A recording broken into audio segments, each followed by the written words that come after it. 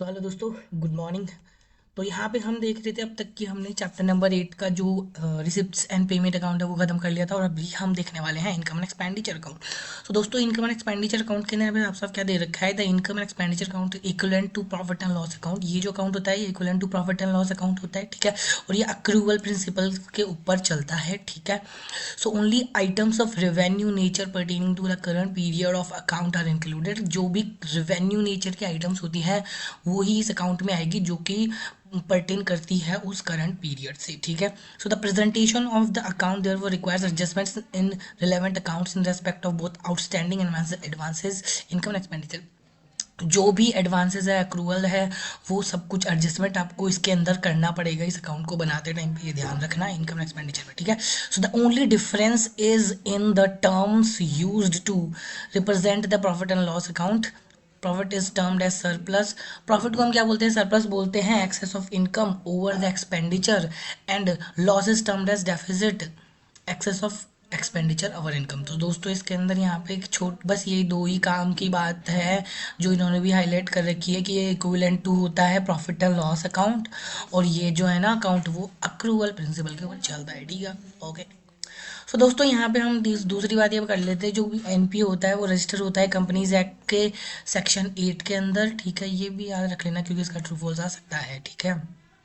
ठीक है। Are required to prepare their income and expenditure and balance sheet as per the schedule. और ये जो इनकम एंड एक्सपेंडिचर अकाउंट बनाएंगे और बैलेंस शीट बनाएंगे वो शेड्यूल 3 के हिसाब से बनाएंगे, ठीक है। जो भी ये एनपीओज वगैरह होते हैं, और ये ठीक है। तो इसके फीचर्स दे रखे हैं। It is a revenue account prepared eight the end of accounting period for finding out the surplus और डेफिसिट। सरप्लस मतलब कि प्रॉफिट या फिर डेफिसिट लॉस को फाइंड आउट करने के लिए ये अकाउंट बनाया जाता है eight the end of the period, and of the accounting period बनाया जाता है, ठीक है। It is prepared by matching expenses against the revenue of that period. मतलब कि एक्सपेंस को मैच करके अगेंस्ट द रेवेन्यू, ठीक है, ये अकाउंट बनाया जाता है, ठीक है। Both cash and non cash items such as depreciation are taken into consideration. दोस्तों, यह अकाउंट बनाते समय ध्यान रखना कि इसके अंदर आपको कैश आइटम्स और non cash items like depreciation दोनों ही कंसीडर करने हैं, ठीक है। All capital expenditures and incomes are excluded. जो भी कैपिटल नेचर की एक्सपेंडिचर है या फिर इनकम है उसको क्या करना है? यहाँ पे एक्सक्लूड करना है। Only current year income and expenses are considered. जो करंट ईयर के इनकम है या फिर एक्सपेंडिचर है उसको ही कंसीडर करना है, ठीक है। This surplus deficit is taken to balance sheet. जो भी सरप्लस आएगा और जो भी डेफिसिट आएगा उसको आपको क्या करना है? बैलेंस शीट में लेके जाना है, और आपको ऐड या लेस करना है किसमें से? कैपिटल फंड में से, ठीक है। तो इसके अंदर हमने 4-5 पॉइंट पढ़े हैं, 5 पॉइंट पढ़े हैं, ठीक है। तो ये देख लेना, मैंने बता दिए हैं। आप एक और भी रिवाइंड कर सकते हैं इसको अगर आपको दोबारा से समझना है तो, ठीक है। So main source of income. So दोस्तों, यहाँ पे कोई भी एनपीओ होता है, सबके एनपीओ की अलग अलग सोर्स ऑफ इनकम होती है, ठीक है। तो देख लेते हैं। For and not for profit organisation the source of income largely depends on the nature of the activity carried on by them. वो जिसकी जो एक्टिविटी कर रहे हैं उसके ऊपर डिपेंड करती है उनकी सोर्स ऑफ इनकम। सो एक चैरिटेबल हॉस्पिटल की जो इनकम है, एक चैरिटेबल जो ये हॉस्पिटल है उसकी जो इनकम है वो डिफरेंट हो सकती है from that of income received by sports club. एक स्पोर्ट्स क्लब की जो इनकम होती है और चैरिटेबल हॉस्पिटल की जो इनकम होती है वो अलग अलग हो सकती है, ठीक है। Broadly for the purpose of solving the illustrations, हम जो भी इलस्ट्रेशन इस चैप्टर में सॉल्व करने वाले हैं, we can classify the source of income as subscription बोलेंगे हम उसे इनकम को, या फिर ऑर्डिनरी डोनेशन बोलेंगे, या फिर मेंबरशिप फीस बोलेंगे, या फिर एंट्रेंस फीस बोलेंगे, या फिर रिकरिंग ग्रांट्स बोलेंगे from local authorities and income from investment बोलेंगे, ठीक है। तो इस तरीके की इनकम होने वाली है। वैसे तो हर किसी के लिए इनकम अलग अलग तरीके की होती है, लेकिन इस चैप्टर के क्वेश्चंस को सॉल्व करते टाइम पे आप इन्हीं टर्म्स को देखेंगे कि ये यूज़ किए गए हैं। Any amount raised for a specific activity, कोई भी अमाउंट अगर रेज किया जा रहा है स्पेसिफिक एक्टिविटी के लिए, ठीक है।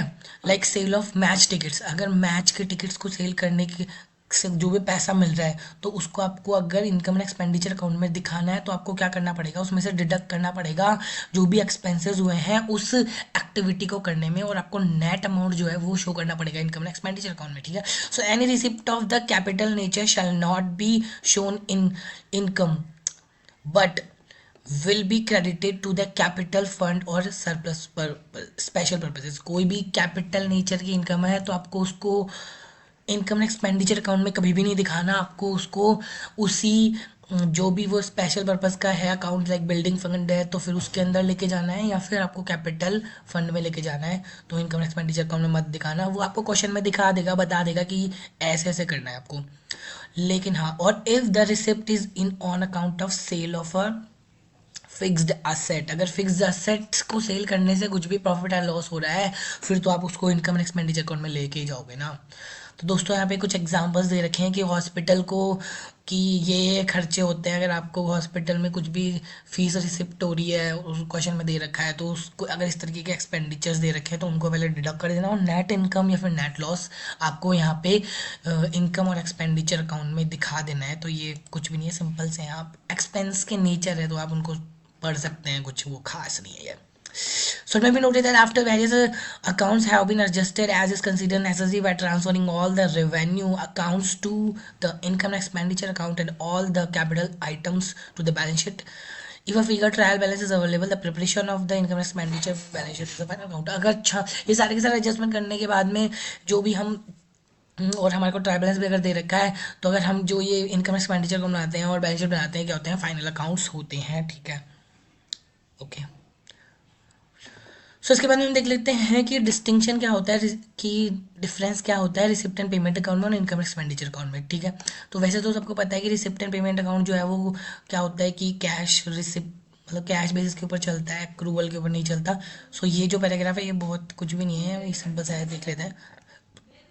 Not for profit organisation such as hospitals, public hospital, public education institution, clubs, temples, churches conventionally prepare receipts and payment account and income and expenditure account to show periodic performance for a particular accounting year. एक accounting period के अंदर हमारी क्या performance रही, हमारी क्या performance रही, उसको बताने के लिए ये रिसिप्ट एंड पेमेंट अकाउंट और इनकम एक्सपेंडिचर अकाउंट बनाते हैं। कौन, ये को जो भी एजुकेशनल इंस्टीट्यूशन होते हैं या फिर, ठीक है, हॉस्पिटल्स होते हैं ये लोग, ठीक है।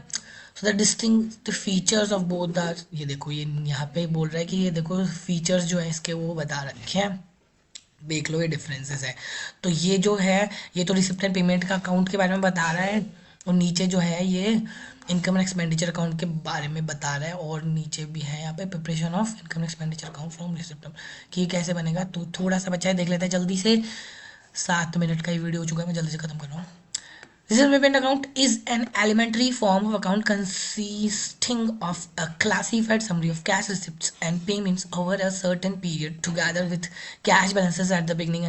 तो दोस्तों मैंने ये पहले ही बता दिया था कि जो इसके अंदर कैश रिसिप्ट होती है और कैश के पेमेंट्स होते हैं उस पीरियड के अंदर जो भी हुए हैं, और उसके अंदर बिगिनिंग में जो है वो कैश बैलेंस दे रखा होता है और बैंक बैलेंस भी दे रखा होता है, और एंडिंग में जो है वो सेम ही जो भी हमारा क्लोजिंग बैलेंस है वो दे रखा होता है, ठीक है। तो ये रिसिप्ट एंड पेमेंट अकाउंट होता है। The receipt are entered on left side, ये सबको पता है कि जो भी रिसिप्ट होती है वो हम लेफ्ट साइड में डालते हैं और जो पेमेंट्स होते हैं उसको हम राइट साइड में डालते हैं, सेम साइड एज जो कि कैश बुक के अंदर अपीयर होती है, वैसे ही ये अकाउंट बनता है। सिंपल सा ये यहाँ तक का है, ठीक है। All the receipts and payments whether of a revenue और capital nature are included in this account. तो दोस्तों इनकम एक्सपेंडिचर अकाउंट की तरह नहीं होता कि उसमें कैपिटल नेचर की जो भी इनकम एक्सपेंस है वो नहीं आते, इसमें तो सब कुछ आता है, चाहे वो रेवेन्यू नेचर का हो या फिर कैपिटल नेचर का हो, ठीक है, रिसिप्ट हो या पेमेंट हो, ठीक है। The receipts and payment pertaining to the current, previous और future periods are also considered here.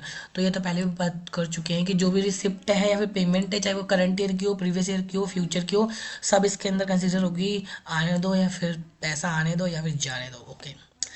So the balance of the account at the end of the period represents the difference between amount of cash received and paid. जो भी हमने receive किया है और paid किया है उसका बैलेंस ये दिखाता है account eight the end of the period. It is always in debit since it is made up of cash in hand and cash at bank, ठीक है। ये मतलब इट ऑलवेज भी डेबिट होगा, ठीक है, अगर आपके पास में कैश इन हैंड और कैश इन बैंक से मेड अप कर रहे हो तो, ठीक है। तो ये हो गया रिसिप्ट एंड पेमेंट अकाउंट, ठीक है। तो इनकम एंड एक्सपेंडिचर अकाउंट के बारे में बात कर लेते हैं। अब ये इनकम एंड एक्सपेंडिचर अकाउंट के बारे में बताएगा। दोस्तों 9 मिनट हो चुके हैं। Income and expenditure account resembles and is drawn in the form of profit and loss account in case of profit making organizations। दोस्तों जैसे कि प्रॉफिट मेकिंग ऑर्गेनाइजेशन में बनाते हैं प्रॉफिट एंड लॉस अकाउंट, वैसे ही इनकम एक्सपेंडिचर अकाउंट बनता है। Expenditure of revenue nature is shown on debit side. जो भी एक्सपेंडिचर्स होते हैं वो डेबिट साइड में शोन होंगे, और जो भी इनकम्स और गेन्स होते हैं रेवेन्यू नेचर के वो क्रेडिट साइड में यहाँ पे शोन होंगे। Income and expenditure account contains all the items of income and expenditure relevant to the current accounting period only। current accounting period से related जो भी income होती है और expenses होते हैं वो इस account में आते हैं, whether received or paid as well as that have fallen due for recovery or payment। तो दोस्तों जैसे कि outstanding income होती है फिर outstanding expense होते हैं, उनका हम adjustment करते हैं, वैसा ही आपको इसके अंदर करना होगा, और इसको जो भी करंट पीरियड से रिलेटेड है वो आपको शो करना होगा। Capital receipts, prepayments of income and capital expenditures, prepaid expenses are excluded. दोस्तों आपको पता है कि जो भी कैपिटल रिसिप्ट होती है, कैपिटल पेमेंट्स होते हैं वो हम इसके अंदर नहीं लेते, और प्रीपेड एक्सपेंडिचर होते हैं वो भी हम इसके अंदर नहीं लेते, तो उनको एक्सक्लूड करना है।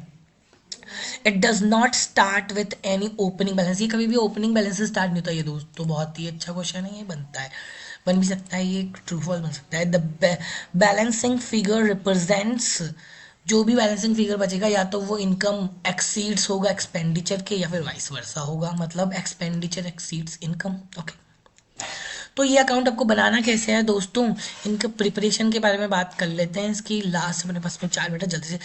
सो सिचुएशंस में require compilation of income and expenditure account and balance sheet from receipts and payment account after making adjustments in respect of income accrued but not collected expenses। दोस्तों जो भी accrued income होती है, मतलब income accrued but not collected या फिर expenses outstanding होते हैं, इनके adjustment करने के बाद में ये income and expenditure account बनाया जाता है किससे, receipts and payment account से। तो ठीक है, ये पैराग्राफ इसी के बारे में बोल रहा है, तो ये बहुत ही बेसिक्स है, कुछ भी नहीं है।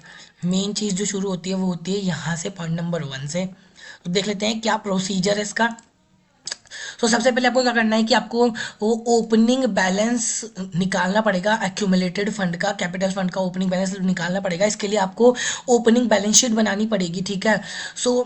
ठीक है, ओपनिंग बैलेंस शीट बनानी पड़ेगी। जो भी आपके पास में क्वेश्चन में इंफॉर्मेशन दी रखी होगी उसको यूज़ करके आपको ये बनानी पड़ेगी, ठीक है। तो आप बना लेंगे, ठीक है। It exceeds the total of value of assets, assets के और जो भी लाइबिलिटी साइड है, असेट्स को टोटल कर देना और जो भी करंट लाइबिलिटी उसको लेस कर देना, जो भी बैलेंस आएगा वो कैपिटल फंड का बैलेंस होगा, ठीक है। So open ledger account in respect of various items, आपको जो भी बहुत सारे आइटम्स होंगे उनके लेजर अकाउंट्स आपको ओपन करने पड़ेंगे, ठीक है। इनकम एंड एक्सपेंडिचर एग्जांपल के बोल रहा है, सब्सक्रिप्शन का अकाउंट आपको ओपन करना पड़ेगा, रेंट का या फिर पेंटिंग का, परचेज ऑफ स्पोर्ट्स मटेरियल का, ये सब कुछ करना पड़ेगा। इन विच अक्रूवल्स और आउटस्टैंडिंग एट द बिगनिंग और at the end of the period have to be adjusted. इसके अंदर आपको एडजस्टमेंट्स करने पड़ेंगे आउटस्टैंडिंग के, ठीक है, बिगिनिंग में और एंडिंग में। इसलिए आपको ये अकाउंट्स, वेरियस जो भी अकाउंट्स है वो ओपन करने पड़ेंगे क्वेश्चन को सॉल्व करते टाइम पे। Enter therein any accrual or outstanding at the end of the period as well as amounts which relates to earlier period or following period। तो दोस्तों जो भी एडजस्टमेंट्स है जो लास्ट ईयर के थे या फिर फॉलोइंग ईयर मतलब नेक्स्ट ईयर के हैं वो आपको इसमें करने पड़ेंगे, इन अकाउंट्स के अंदर इनको बनाने पड़ेगा। The balance of the ledger accounts therefore will represent the amount और इनकम और एक्सपेंडिचर पर्टेनिंग टू पीरियड। तो ये जो इन अकाउंट के जो भी बैलेंसेस होंगे वो इस ईयर के इनकम को रिप्रेजेंट करेंगे या फिर इस ईयर के अंदर कितना आउटस्टैंडिंग है वो सब कुछ बताएंगे, ठीक है। आउटस्टैंडिंग अगर आप सब्सक्रिप्शन अकाउंट बना रहे हो तो, ठीक है, इस तरीके से this should be transfer to income expenditure account. तो ये जो भी है ये इनकम एक्सपेंडिचर अकाउंट में ट्रांसफर कर दीजिएगा। दोस्तों मैं बोल रहा हूँ कि ये वीडियो मैं यहीं पे ही ख़त्म कर रहा हूँ। इस पॉइंट को मैं बनाऊँगा एक सेपरेट वीडियो के अंदर बता रहा हूँ, ठीक है। तो पॉइंट नंबर 2 तक मैं समझा चुका हूँ। इसके बाद में थर्ड पॉइंट से एक नया वीडियो बनाएंगे, तो नेक्स्ट वीडियो इसके बाद में मैं बनाता हूँ, ठीक है। तो ये वीडियो यहीं पे ख़त्म होता है। Okay, bye bye.